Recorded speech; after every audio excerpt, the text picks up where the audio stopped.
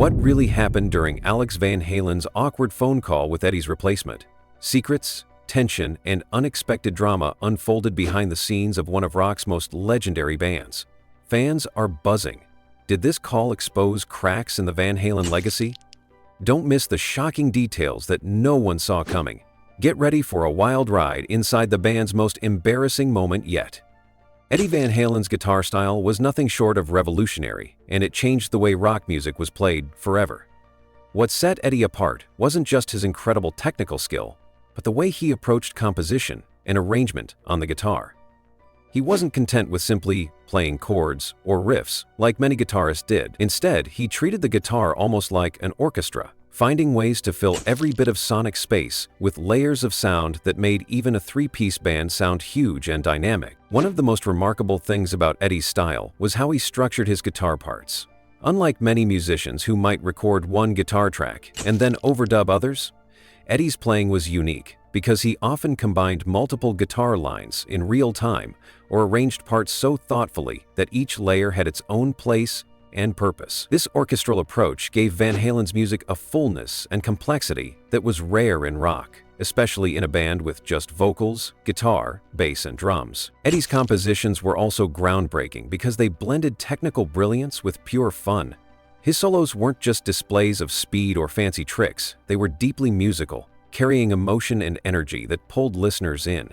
He had a knack for making things sound exciting, even if, when looked at closely, some of his phrases didn't follow traditional musical rules. It was like he understood music on a deeper level. He wasn't confined by theory or convention. Instead, he let his ears and instincts guide him. This sense of freedom in Eddie's playing meant he could bend and shape notes in ways that were unconventional but incredibly effective. His timing in particular was exceptional. Some say it was one of the best they'd ever heard in decades. That timing gave his riffs and solos a groove and swing that made the music feel alive. It wasn't just about playing the right notes, it was about playing them with the perfect feel, and Eddie had that down to a science. Another innovation Eddie brought to guitar playing was his use of tapping. While tapping wasn't invented by him, Eddie popularized it in a way that made it his signature move. He used both hands on the guitar neck to create fast, fluid runs and sequences that sounded almost impossible to play. This technique became a huge influence on countless guitarists and opened up new possibilities for what the instrument could do. Eddie's creativity wasn't limited to solos either. He was also a master at writing riffs that were catchy, powerful, and instantly recognizable. Think of songs like Eruption or Jump, where the guitar parts are not just background, but the heart of the song. Each riff had a perfect balance of melody and rhythm, making the songs both technical and accessible. What made Eddie truly stand out was how he combined all these elements, his unique arrangements, innovative techniques, and musical intuition to create a sound that was entirely his own. He didn't just play guitar, he composed with it. This approach challenged other musicians to think differently about their instruments and push the boundaries of rock music. Many guitarists have tried to imitate Eddie's style note for note, but what makes his music special isn't just the technical aspects, it's the spirit behind it. Eddie's playing was full of joy, energy, and a sense of adventure. Sometimes, his ideas might have seemed chaotic or unusual on paper, but when you listened, everything fit perfectly together to create music that was exciting and fun. Eddie Van Halen's innovative approach to guitar composition and playing has left a lasting legacy. His work continues to inspire new generations of musicians to experiment, break the rules, and find their own voice on the instrument. He showed the world that music isn't just about technique. It's about feeling, creativity, and pushing past limits to create something truly unforgettable. Joe Satriani's journey into interpreting Eddie Van Halen's guitar work is a fascinating story that reveals not only the depth of Eddie's genius, but also the intense challenges faced by even the most skilled musicians attempting to step into his shoes. Known as one of the most technically accomplished guitarists alive, Satriani's initial hesitation to take on the role of performing Eddie's parts shows just how uniquely demanding Van Halen's style truly was. When Joe Satriani was approached to join Sammy Hagar's band for an Eddie Van Halen tribute project, he found himself wrestling with a complex mixture of admiration, respect, and intimidation. Despite his own virtuosity and extensive experience, Satriani admitted openly that he was unsure whether he could do justice to Eddie's playing. This hesitation wasn't just about technical skill. but about capturing the essence and spirit behind Eddie's music. A challenge that went far beyond simply hitting the right notes. Satriani revealed that he initially turned down the gig multiple times, feeling that many other guitarists had studied Eddie's style deeply and mastered it in ways he hadn't. He felt like an outsider to that particular realm, known primarily for his own unique voice on the guitar rather than replication or imitation. The task ahead was daunting. He understood that fans would have high expectations and that Eddie's work was deeply ingrained in the hearts of rock music lovers worldwide. As Satriani began to dive into learning Eddie's parts, the technical hurdles became immediately clear. He found himself grappling with intricate fingerings, fast tapping techniques, and unusual picking styles that were not part of his usual playing approach. Each phrase was meticulously crafted by Eddie, with every note placed with a precise timing and feel that was incredibly difficult to replicate. Satriani described moments of frustration where his hands simply didn't move the way Eddie's did, realizing the physical demands and unconventional techniques Eddie had mastered. One of the toughest aspects was Eddie's legendary right hand technique, often referred to as the right hand of doom. This powerful and precise picking style contributed significantly to Eddie's signature sound. Satriani, despite his technical prowess, found this particularly challenging. He knew that simply playing the notes wasn't enough. It had to sound like Eddie, full of energy and with the correct attack and rhythm. This realization made him appreciate Eddie's talent even more. Throughout his practice sessions, Satriani became acutely aware of how perfect and detailed Eddie's parts were. The beauty of the compositions was matched only by their difficulty. Satriani recalled moments when he thought, "Oh my God, this is going to be embarrassing when that part comes and I can't do it." These feelings of vulnerability are revealing. They showed that even the best players can feel intimidated by the genius of others. Recognizing that he couldn't just mimic Eddie's playing note for note, Satriani reached out to Alex Van Halen, Eddie's brother and the drummer of Van Halen, for advice and guidance. This was a humble and smart move. Satriani wanted to make sure he wasn't simply taking shortcuts or misrepresenting Eddie's work. He candidly told Alex that he had come up with several workarounds to tackle the difficult parts and wondered if maybe they should bring in someone else more familiar with Eddie's style, like Nuno Bettencourt. Alex's support and insights helped Satriani a lot, but rather than attempting to copy every nuance exactly, Satriani eventually warmed up to the idea of channeling Eddie's spirit and understanding the essence of the songs.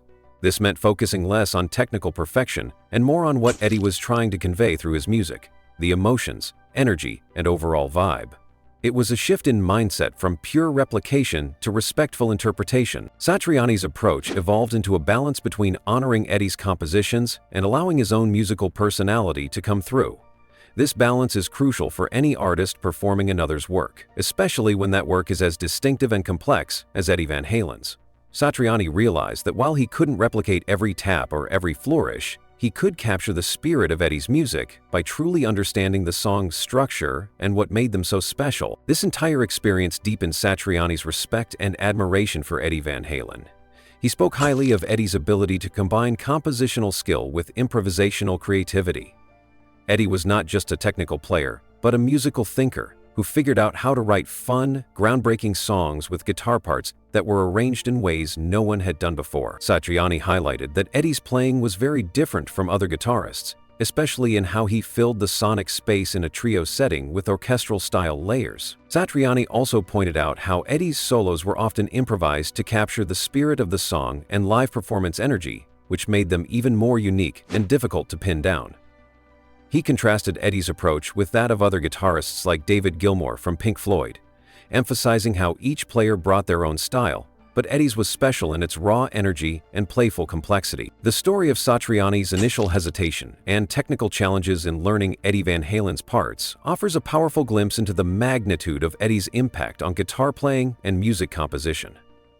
It reminds us that greatness is not just about speed or technique, but about innovation, emotion, and the courage to push musical boundaries. Satriani's journey teaches aspiring musicians that it's okay to feel overwhelmed by great music, but with perseverance, respect, and a deep understanding of the artist's vision, it's possible to create a performance that honors the original while showcasing one's own voice.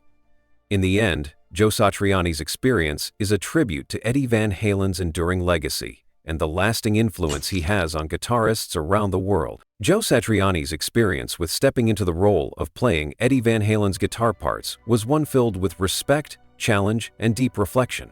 But one of the most important aspects of this journey was the collaboration and guidance he received from Alex Van Halen, Eddie's brother and the legendary drummer of Van Halen. This partnership was not only crucial in helping Satriani navigate the technical and musical complexities of Eddie's style, but also a window into the dynamics of the iconic band and the legacy they left behind. When Satriani first began working on Eddie's guitar parts, he quickly realized that the task was much more complicated than he had anticipated.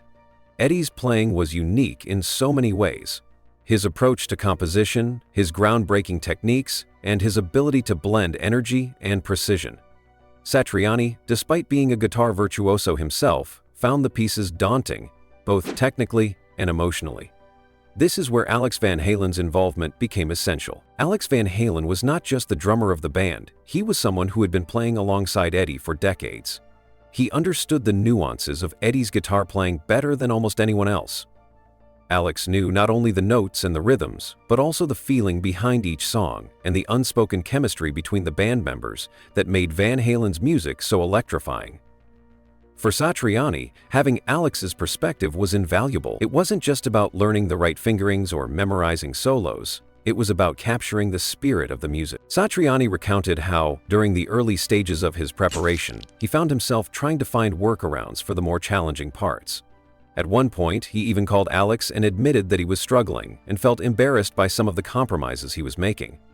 Satriani expressed doubts about whether he was the right person for the gig, and even suggested bringing in other guitarists who were more comfortable with Eddie's style, like Nuno Bettencourt. This moment of vulnerability showed Satriani's deep respect for Eddie's music and his desire to do it justice. Alex's response was encouraging and supportive. He didn't dismiss Satriani's struggles, but instead offered guidance and reassurance.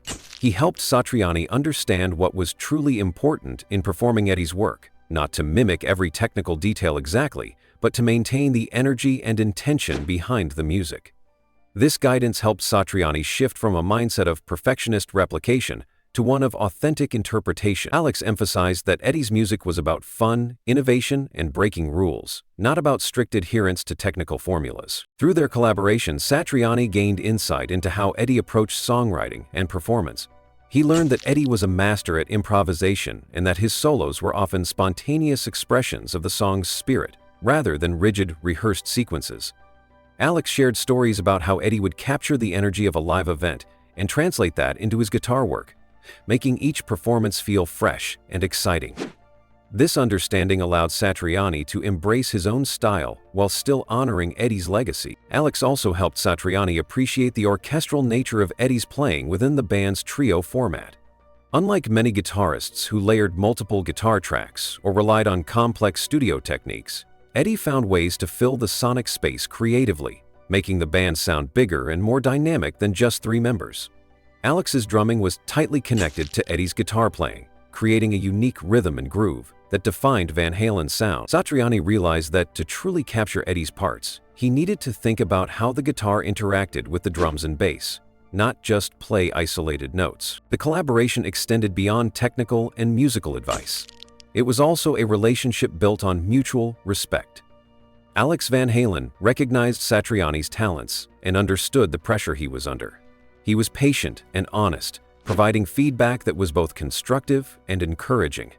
This kind of support is rare in the music world, especially when stepping into the shoes of a legendary figure like Eddie Van Halen. Satriani's story reveals how important it is to have mentors and collaborators when tackling difficult artistic challenges. Alex's presence gave Satriani the confidence to move forward and the freedom to interpret Eddie's music in a way that felt true to himself. It also showed the deep bond between the Van Halen brothers and how their musical partnership shaped the band's sound for decades. Their collaboration is a testament to the power of teamwork and humility. Satriani didn't try to fake his way through Eddie's parts or pretend to be someone he wasn't. Instead, he reached out for help, listened carefully, and adapted based on Alex's guidance. This process allowed him to grow as a musician and deliver performances that resonated with fans while respecting Eddie's monumental influence. In the end, the collaboration between Joe Satriani and Alex Van Halen was more than just about learning notes and techniques. It was about passing down a legacy, honoring a brother's spirit, and preserving the magic that made Van Halen one of the most influential rock bands in history. For Satriani, it was a challenging but rewarding journey that deepened his appreciation for Eddie's genius and the unique brotherhood that fueled the band's creativity. This partnership also highlighted the importance of understanding the emotional and creative context behind music, not just the technicalities. Alex Van Halen's role was not just as a drummer, but as a guardian of Eddie's musical ethos. His collaboration ensured that the tribute to Eddie's work wasn't just a cover, but a celebration of everything that made Van Halen's sound so unforgettable. The lessons from their collaboration can inspire musicians everywhere. It's a reminder that great music is more than notes on a page. It's about feeling, connection, and the willingness to learn from those who came before.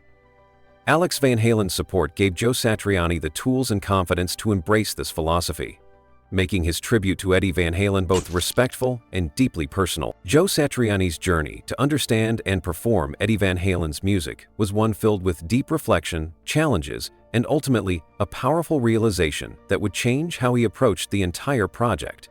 Known as one of the most technically gifted guitarists alive, Satriani initially approached Eddie's material with the mindset of trying to replicate every note, every technique, and every flourish as perfectly as possible. But as he delved deeper into Eddie's unique style, he quickly realized that a strict note-for-note replication would neither do justice to the music nor allow him to express his own musical identity. This realization marked a pivotal moment in Satriani's experience and led to a more personal interpretation of Eddie's groundbreaking work. From the very beginning, Satriani admired Eddie Van Halen's genius. He saw Eddie as a brilliant composer and improviser who revolutionized guitar playing with his innovative techniques and orchestral approach to the instrument. However, what struck Satriani was how different Eddie's music was from his own style. Satriani had always played in a way that emphasized technical precision and clarity, while Eddie's playing embraced spontaneity, raw energy, and an instinctual feel that sometimes defied conventional musical logic.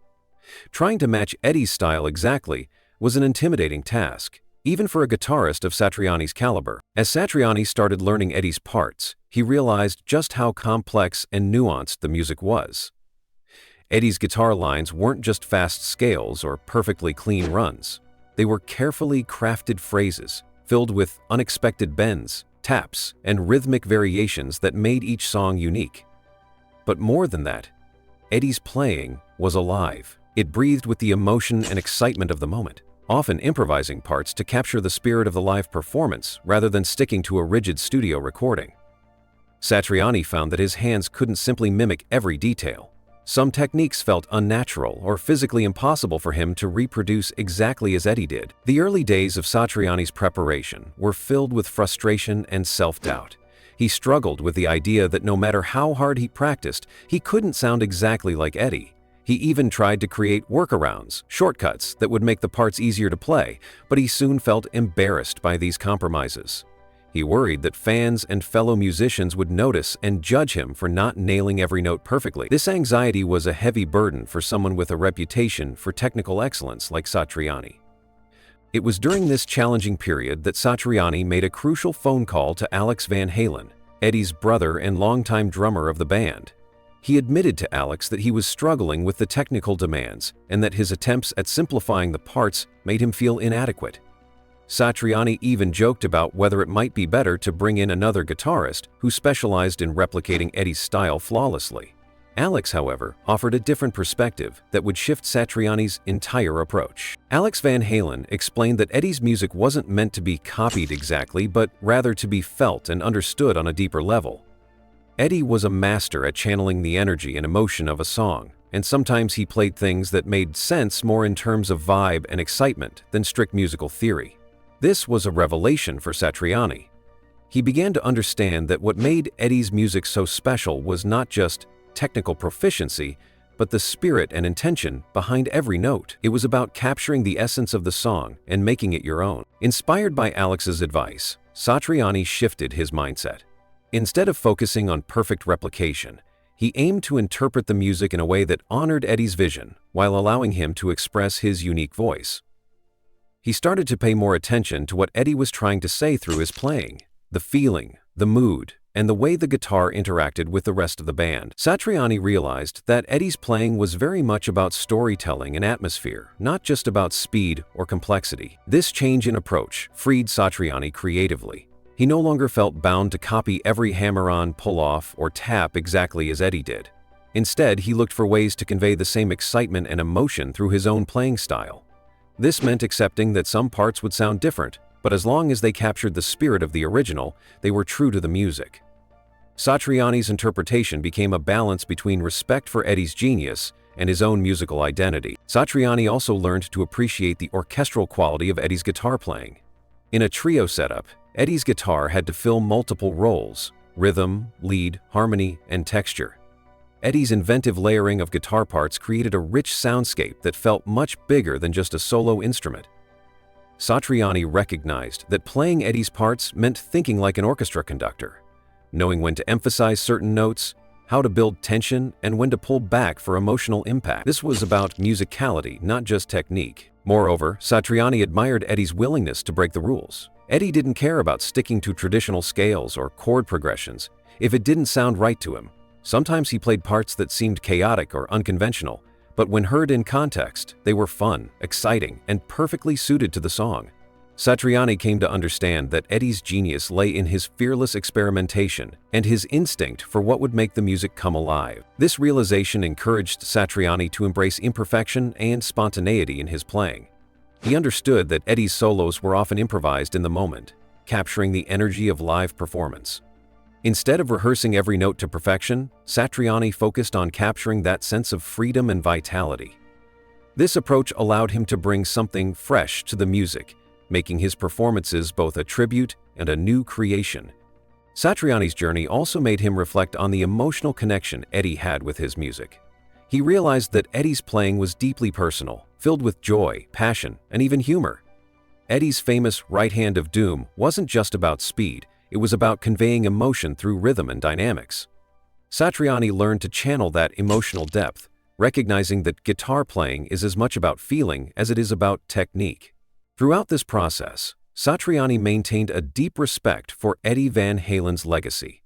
He never sought to replace or overshadow Eddie, but aimed to celebrate the impact Eddie had on rock music and guitar playing. Satriani understood the weight of the responsibility and approached it with humility and care. In the end, Joe Satriani's realization about Eddie Van Halen's music transformed his experience from one of technical struggle to artistic expression.